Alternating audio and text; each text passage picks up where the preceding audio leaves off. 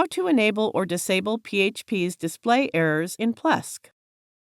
Sometimes we need to debug PHP. Hence, we need to enable display errors or disable them for security reasons. In the Websites and Domains interface, click this left arrow icon. Select the PHP Selector option.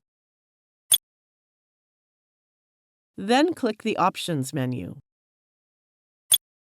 If the Options page shows an error related to the native PHP version, change it to a non-native version first.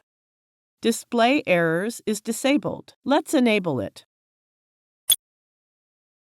That's it. Display Errors has been enabled. To disable this function, click to uncheck the box. It is the end of the tutorial.